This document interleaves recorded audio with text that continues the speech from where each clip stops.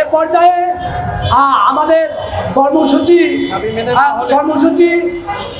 আমি অনিয়মিত বিলম্বে যে কর্মসূচি ঘোষণা হবে, কর্মসূচি ঘোষণার মধ্যে যদি আমাদের দাবি মেনে নেওয়া হয়, আমাদের কঠোর থেকে কর্মসূচি আছে 16 তারিখে। আমি কর্মসূচি ঘোষণা করছি। আমি সবিনয় অনুরোধ জানাচ্ছি কর্মসূচি ঘোষণার জন্য আমাদের সম্মানিত সমন্বয়ক জনাব মাহমুদুল হাসানকে। ধন্যবাদ। আমাদের পরবর্তী কর্মসূচি ঘোষণা করছি। 4 মে থেকে 8 মে 2025 পর্যন্ত সকল সরকারি, আধা সরকারি, স্বায়ত্তশাসিত প্রতিষ্ঠানের সামনে 7 দফা দাবি সম্বলিত ব্যানার নিয়ে সকাল 11টায় অথবা সুবিধাজনক সময়ে 30 মিনিটের অবস্থান কর্মসূচি পালন করা হবে। এই অবস্থান কর্মসূচিতে আলোচনা সভা করা হবে।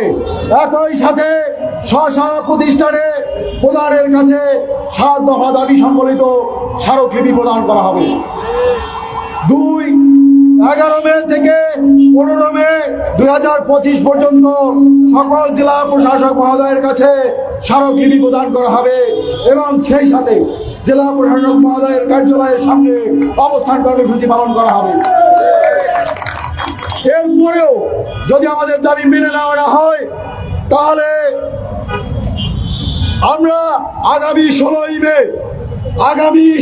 মে রোজ শুক্রবার সকাল 9টা থেকে দিনব্যাপী এই শাহবাগ জাতীয় জাদুঘরের সামনে 7 দফা দাবি আদায়ে অবস্থান কর্মসূচি পালন করব। আমি আবারও বলছি, আগামী 16ই মে রোজ শুক্রবার সকাল 9 ঘটিকা থেকে দিনব্যাপী এই শাহবাগ চত্বরে সরকারি কর্মচারীদের 7 দফা দাবি আদায়ের জন্য অবস্থান কর্মসূচি ঘোষণা করছি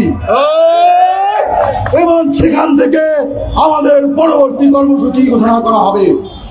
আপনারা সবাই ভালো থাকবেন, সুস্থ থাকবেন, সে পর্যন্ত যার যার কর্মসূচি পালন করবেন সেই আশাবাদ ব্যক্ত করে আজকের মতো